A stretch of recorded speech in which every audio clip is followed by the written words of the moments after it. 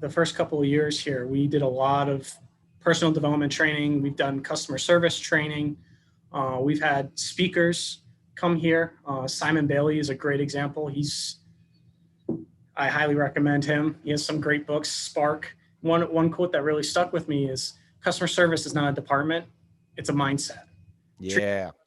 It doesn't matter what's the most, kind of, again, going back to how everyone has a customer. And I think I kind of talked about this, but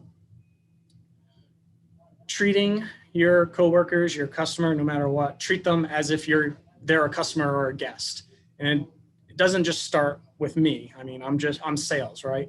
It's the most important part is your leadership team, right? So here, Ray and Hillary, I mean, they preach it every day. So as long as if they're reflecting it, it'll trickle down to us. And then as we trickle it down through our internal customer, it'll trickle out to our external customer. I love how positive experience. I love how you push that out there, right? Because it's so easy to say, like, from an insider, from outside looking into Westminster, if somebody hasn't been there, if somebody hasn't worked with you guys, I'm like a fanboy for your company. If my brother and my dad and uncle ever kick me out, I'm moving to Connecticut. That's going to be a thing. We love you here. Yeah. So I'm a super fanboy, and people on the outside would look at this and say it's fluff, right? It's not real. It's not the way that they are.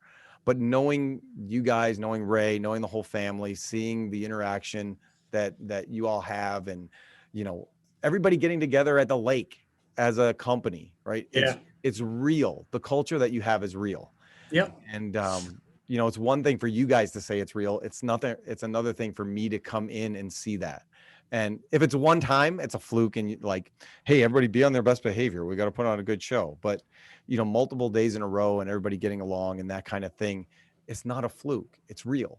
Right. And I think it happens because of the level of respect and understanding that everybody has for each other's job, because they've been through it.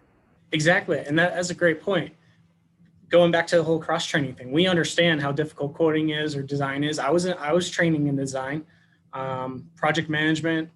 I mean, I don't know exactly what's going on in EDM and hard mode, but I like to go out there and talk to them and say, hey, what do you think of this? And everyone's an open book here. We're always willing to help each other.